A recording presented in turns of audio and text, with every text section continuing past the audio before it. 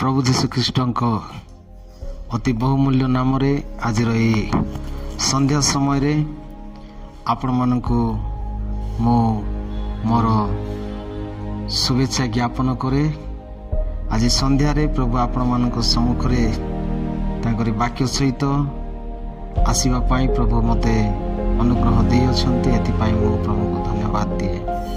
आसंतु प्रिय माने हम माने प्रभुकर वाक्यर किछि अंश माने ध्यान करिबा।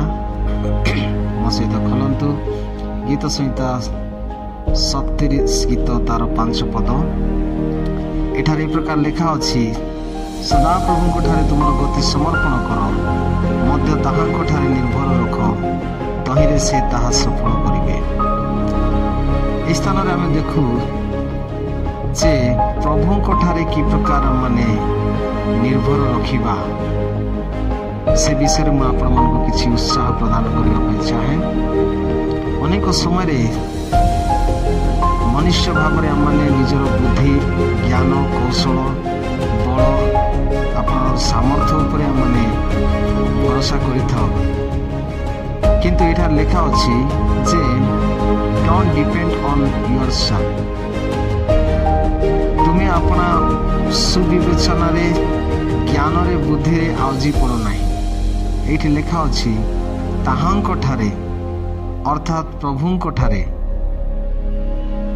आपण जानती जे अनेक समय रे परमेश्वर से आम मानकर साहाଯ୍ୟ बा आम मानको से आम मानकर आवश्यकता को से जोगाई न थांती।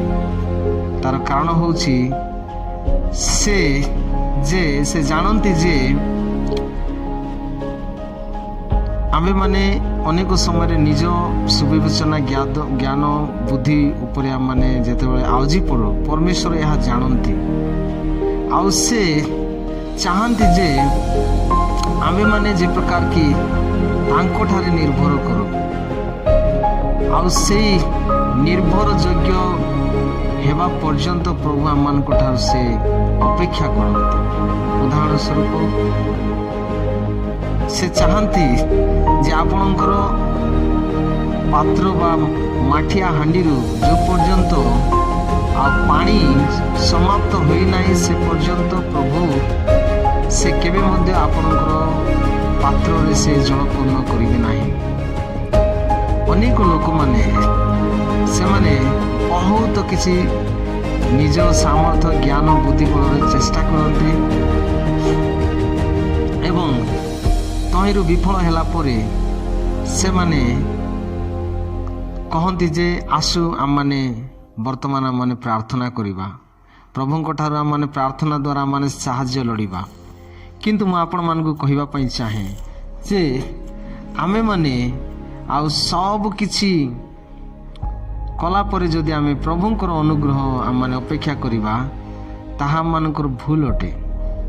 आउ अनेक समय रे आउ परमेश्वर आउ आम मानकर निर्भरता से चाहती एवं आम मानकर निर्भरता द्वारा से आपणार कार्य आम मानक जीवन रे करती। आपण जानती जे किए तांको ठारे आउ साहाय्य लोड़ी थाए से व्यक्ति जे कि जो पर्यंत ताहांको ठारू साहाय्य उपकार मंगलर विषय प्राप्त होई नाही से पर्यंत से व्यक्ति से स्थान से हटिब नाही।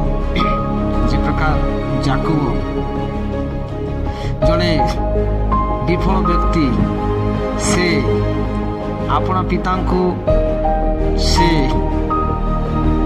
मिथ्या कोई ज्येष्ठ अधिकार से जेतेबेले आ बलपूर्वक से छड़ाई नहीं थिला।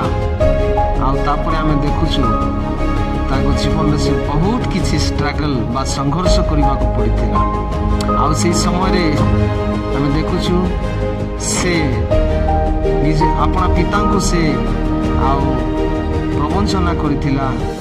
तापरे से जेतेबेले से जाऊ अछि से मध्य निजे तांको मामू को द्वारा प्रवंचित हैला।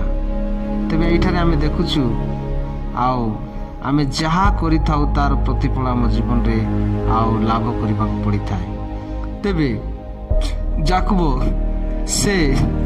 ସେଦିନ ପରମେଶ୍ୱରଙ୍କର ସମ୍ମୁଖରେ ଆଉ ସେ ଯେତେବେଳେ ଗୋଟେ ପରମେଶ୍ୱରଙ୍କ ସହିତ ସେ ପ୍ରାର୍ଥନାରେ ପରମେଶ୍ୱରଙ୍କୁ ସେ ଧରିଛନ୍ତି, ଆଉ ସେ ଜଣେ ହାରିଯାଇଥିବା ବ୍ୟକ୍ତି, ବିଫଳ ହୋଇଥିବା ବ୍ୟକ୍ତି ଭାବରେ ସେ ପରମେଶ୍ୱରଙ୍କ ନିକଟରେ ସେ ନମ୍ର ଭାବରେ ପ୍ରାର୍ଥନାରେ ସେ କ୍ରନ୍ଦନ କରି ସେ ପରମେଶ୍ୱରଙ୍କ ସହିତ ଯୁଦ୍ଧ କଲେ, ପ୍ରାର୍ଥନାର ଯୁଦ୍ଧ।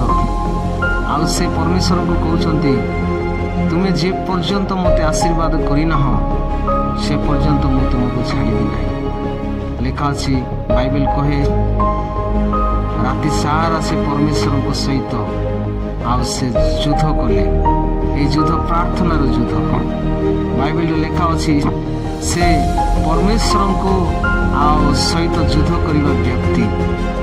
ଏଇଠି ଆମେ ଦେଖୁଛୁ ସେ ପ୍ରାର୍ଥନା କଲେ, ଆଉ ପରମେଶ୍ୱର ସେ ସ୍ଥାନରେ କହୁଅଛନ୍ତି, ତୁମେ ଆମକୁ ଛାଡ଼। କିନ୍ତୁ ସେ କହିଲେ, ଯେଉଁ ପର୍ଯ୍ୟନ୍ତ ତୁମେ ମୋତେ ଆଶୀର୍ବାଦ କରିବ ନାହିଁ ସେ ପର୍ଯ୍ୟନ୍ତ ମୁଁ ଛାଡ଼ିବି ନାହିଁ। ହାଲେଲୁୟା। ପ୍ରଭୁଙ୍କୁ ଧନ୍ୟବାଦ। କେତେ ସୁନ୍ଦର ବିଷୟ। ଆଜି ଆମମାନଙ୍କୁ ଏ ବିଷୟ ପ୍ରେରଣା ଦିଏ। ଆମେମାନେ ମଧ୍ୟ ପ୍ରାର୍ଥନା ଯେଉଁ ପର୍ଯ୍ୟନ୍ତ ଆମେ କୌଣସି ବିଷୟ ପ୍ରଭୁଙ୍କ ଠାରୁ ପ୍ରାପ୍ତ ହୋଇନାହୁଁ ସେ ପର୍ଯ୍ୟନ୍ତ ଆମମାନେ ପ୍ରଭୁଙ୍କର ଠାରେ ନିର୍ଭର କରି ଆମମାନେ ପ୍ରାର୍ଥନାରେ ଆମମାନଙ୍କୁ ମଧ୍ୟ ଲାଗି ରହିବାକୁ ପଡ଼ିବ। ଅନେକ ସମୟରେ ଅନେକ ବ୍ୟକ୍ତିମାନଙ୍କୁ ଆମେ ଦେଖିଥାଉ, ଯେଉଁମାନେ କି କଠିନ ହୃଦୟ, ସେମାନେ ନିଜ ନିଜର ସୁବିବେଚନା ଜ୍ଞାନ ଉପରେ ସେମାନେ ସ୍ଥିର ଥିବା ବ୍ୟକ୍ତି, ନିଜ ନିଜର ଉପରେ ଭରସା କରିବା ବ୍ୟକ୍ତି। କିନ୍ତୁ ମୁଁ ଆପଣଙ୍କୁ କହିବା ପାଇଁ ଚାହେଁ ଯେ ଆପଣ ଜାଣିଅଛନ୍ତି ସବୁ କିଛି ମନୁଷ୍ୟ ନିଜର ବୁଦ୍ଧି ବଳ ଜ୍ଞାନ ଦ୍ୱାରା ଚେଷ୍ଟା କଲା ପରେ ଅନେକ ସମୟରେ ସେ କ୍ଳାନ୍ତ ହୋଇଯାଇଥାଏ। ଆଉ ସେ କ୍ଳାନ୍ତ ହେଲା ପରେ ସେ ଅନେକ ସମୟରେ ସେ ଆପଣଙ୍କୁ ବୁଝାଇବା ପାଇଁ ଚେଷ୍ଟା କରିଥାଏ, ତା ବାଦେ ସେ ପରମେଶ୍ୱରଙ୍କୁ ଅନ୍ୱେଷଣ କରିଥାଏ। ଆଉ ସେହି ସମୟରେ ମୁଁ ଜଣେ ବ୍ୟକ୍ତିଙ୍କ ମୁଖରୁ କହିବା ଶୁଣିଛି ଯେ ପରମେଶ୍ୱର ସେ କାହିଁକି ମୋର ପ୍ରାର୍ଥନା ଶୁଣୁନାହାନ୍ତି, ସେ କୁଆଡ଼େ ଗଲେ? ଜଣେ ବ୍ୟକ୍ତି ଏହି ପ୍ରକାର ପ୍ରାର୍ଥନା କରନ୍ତି, ଏଲିୟଙ୍କର ପରମେଶ୍ୱର ସେ କେଉଁଠାରେ, ସେ କାହିଁକି କୁଆଡ଼େ ଗଲେ? କିନ୍ତୁ ମୁଁ ଆପଣଙ୍କୁ କହିବା ପାଇଁ ଚାହେଁ, କ'ଣ ଏହି ପ୍ରକାର ଭାବରେ ଆପଣ ଆପଣଙ୍କର ବିଫଳତାରେ ଆପଣ କ୍ଳାନ୍ତ ହୋଇଛନ୍ତି କି? ଆପଣ ନିଜକୁ ଅନେକ ବୁଝାଇବାକୁ ଚେଷ୍ଟା କରି କରି ଆପଣ କ୍ଳାନ୍ତ ହୋଇଛନ୍ତି କି? ତାହେଲେ ମୁଁ ଆଜି ଆପଣଙ୍କୁ କହିବା ପାଇଁ ଚାହେଁ, ଆପଣଙ୍କର ପ୍ରଚେଷ୍ଟା ଦ୍ୱାରା ଆପଣ କେବେ ମଧ୍ୟ ଆପଣ ସଫଳତା ହୋଇପାରିବେ ନାହିଁ। ତାର ଗୋଟେ ସମାଧାନ ବାଇବେଲ କହେ, ନିଜକୁ ଶୂନ୍ୟ କରିବା, ପ୍ରଭୁଙ୍କ ଉପସ୍ଥିତିରେ ନମ୍ର ଭାବରେ ପ୍ରାର୍ଥନା କରିବା। ଏହି ପ୍ରକାର ପ୍ରାର୍ଥନା, ପ୍ରଭୁ ମୁଁ ଜାଣିପାରୁନାହିଁ, ମୋ ଜୀବନ ମଧ୍ୟରେ ତୁମେ ମୋତେ କଥା କୁହ। ଆଉ ଯେତେବେଳେ ଆମମାନେ ଏହି ପ୍ରକାର ଭାବରେ ଆମମାନେ ପ୍ରଭୁଙ୍କ ଠାରେ ପ୍ରାର୍ଥନା କରିଥାଉ, ପ୍ରଭୁ ସେ ଆମମାନଙ୍କୁ ଗୋଟେ ଲିଡ଼ିଂ ବା ଚାଳନା ଦେବେ, ସେ ଆମମାନଙ୍କୁ ମାର୍ଗଦର୍ଶନ କରିବେ। ଅନେକ ସମୟରେ ଆମମାନେ ନିଜକୁ କହିଥାଉ, ନିଜ ମନେ ମନେ ଆମେ ଚିନ୍ତା କରିଥାଉ ଅନେକ ବିଷୟ ପାଇଁ, କିନ୍ତୁ ତାହା ହେଇନଥାଏ। ଯେ ପ୍ରକାର କି ବାଇବେଲରେ ଆମେ ଦେଖୁ, ଲୁକ 12:16-21 ମଧ୍ୟରେ ଜଣେ ବ୍ୟକ୍ତି ଯାହାକୁ ବାଇବେଲରେ ମୂର୍ଖ ଧନୀ ବୋଲି ଆଖ୍ୟା ଦିଆଯାଇଛି। କାହିଁକି ତାକୁ ମୂର୍ଖ ଧନୀ ବୋଲି? ମୂର୍ଖ ଯେହେତୁ ଯେ ଆପଣା ଉପରେ ଆପଣାର ବାହୁବଳରେ ଆପଣା ଉପରେ ଯେ ଭରସା କରେ ତାକୁ ମୂର୍ଖ ବୋଲି ବାଇବେଲ କହେ। ଏଠି ଆମେ ଦେଖୁଛୁ ସେ ମନେ ମନେ କହୁଅଛି, ଯେତେବେଳେ ତାର ସବୁ ବିଷୟ ଉପରେ ସେ ନିର୍ଭର କରି ସେ ଆନନ୍ଦିତ ହୃଦୟରେ ସେ କହୁଅଛି ମନେ ମନେ ନିଜକୁ, ରେ ମନ ଆନନ୍ଦ କର, ପ୍ରମୋଦ କର, ତୋ ପାଇଁ ବହୁତ କିଛି ସଞ୍ଚୟ କରାଯାଇଅଛି। ଆଉ ସେହି ସମୟ ମଧ୍ୟରେ ଉର୍ଦ୍ଧ୍ୱରୁ ଗୋଟେ ରବ ଆସୁଅଛି, ରେ ମୂର୍ଖ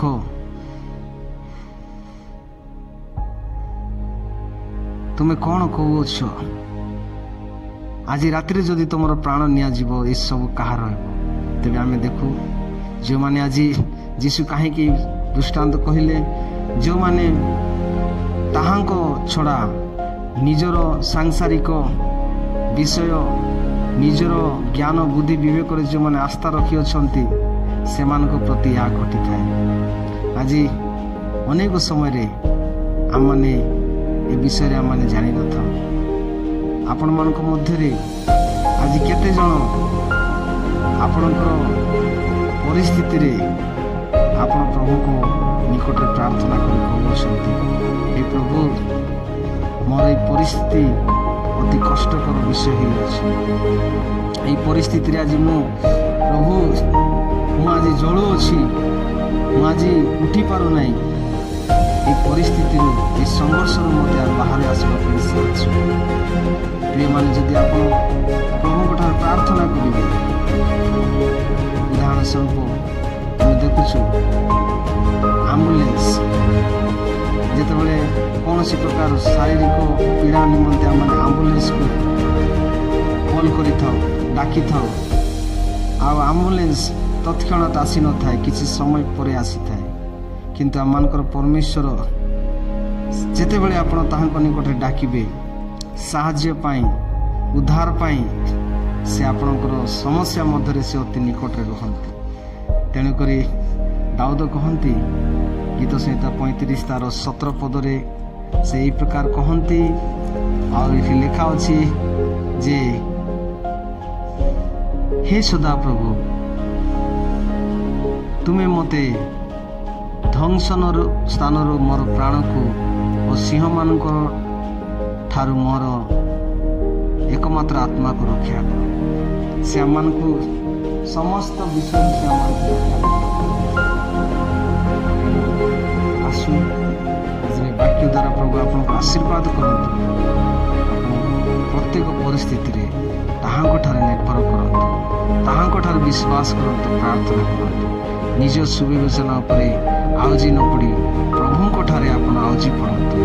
ପ୍ରଭୁ ଆପଣଙ୍କର ଜୀବନରେ ସେ ସମସ୍ତ ବିଷୟରେ ଆପଣଙ୍କୁ ସାହାଯ୍ୟ କରିବେ, ଆଶୀର୍ବାଦ କରିବେ। ପ୍ରଭୁ ଆପଣଙ୍କୁ ଆଶୀର୍ବାଦ କରିବେ। ଆମେନ୍।